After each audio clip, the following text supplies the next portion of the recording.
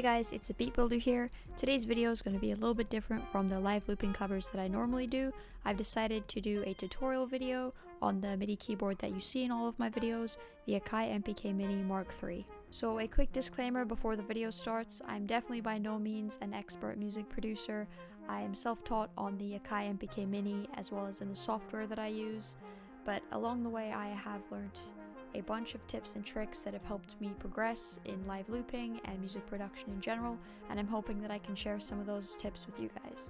So before we get into the tutorial on how you actually work this machine, I'm just going to be giving you guys some specifications about the Akai MPK Mini. So this is an amazing MIDI keyboard that is great for beginners, whether you're just starting out and would like a compact MIDI keyboard that is easily transportable and easy to use. It'll suit your needs amazingly, as well as if you're a professional that's been in the music industry for a while. This MIDI keyboard has features that can suit your skill level wherever you're at. The keyboard is super small and portable, and it's 12.5 inches by 7.13 inches by 1.75 inches, and it weighs 1.65 pounds. On the back of your keyboard, you'll notice there are two input options, so these two guys right here. The input on the left is your USB cable that will connect your keyboard to power and your computer so you can play all the virtual sounds. And the input next to it is a sustain pedal input jack, so if you wish, you can connect a sustain pedal to your mini keyboard.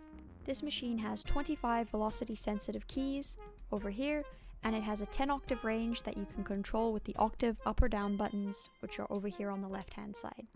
The Akai MPK Mini also comes equipped with an arpeggiator, as well as a 4-way joystick for pitch and modulation control, which is this guy over here, and the arpeggiator is over here. As for knobs, there are 8 360-degree knobs that you can assign to different functions in your DAW, and these are them over here. The Akai MPK Mini also has 8 performance drum pads, which you can see up here, and a really cool feature about these drum pads is that they have 2 banks, so bank A and bank B, and by clicking this button you can transition between the 2 banks as you play. So for example, say you have a drum kit and you can't program all of your drum sounds onto these first 8 pads.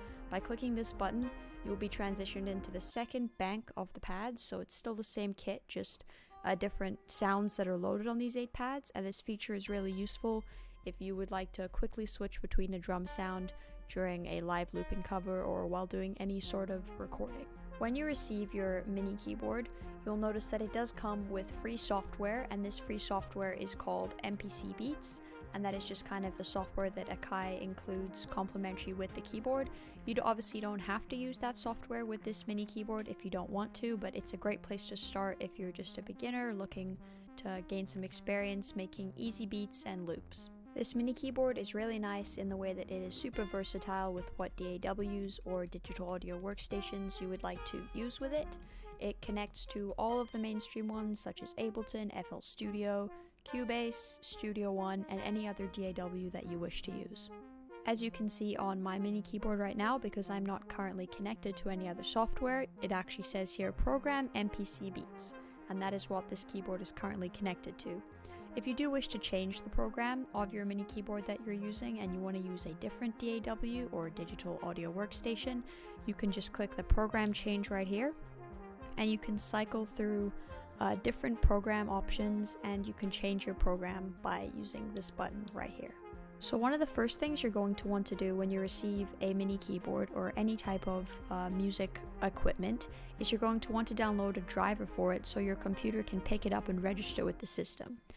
This is a common mistake that a lot of beginner musicians make. They get their keyboard and they think that they can kind of just play it directly into their DAW, and maybe they're confused when it's not working.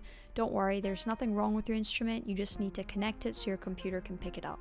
If you're using an Akai product, like I'm using with the Akai MPK Mini Mark III, you can easily go onto Akai's website and find the downloads for your instrument on their website. So they have a tab right here which is called Downloads, and you're just going to want to click on it, and from here you'll be able to choose your product and download the drivers and hardware for that product.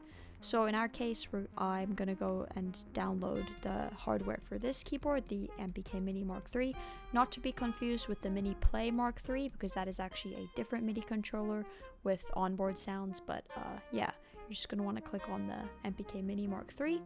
Scroll up, and here will be all of your downloads here. I'm not going to download it because I already have the hardware for it, but this is where you would go. So you have all of your firmware updaters, and there's even a quick start guide if you would like even more information on how to use your new keyboard. Alright guys, so that was an introduction to the Akai MPK Mark III, understanding its basic features and how to download the drivers for it. If you're looking for more information about how to actually produce beats with this MIDI keyboard in a DAW, I will be covering that in an upcoming tutorial video. If you have any other questions about the Akai MPK Mark III, how to download its drivers, or understand any of its basic features, feel free to comment below. Again, be sure to stay tuned for a future video that will cover how to use this MIDI keyboard in a DAW and start producing your first beats. Thank you for watching, and I will see you in the next live looping cover.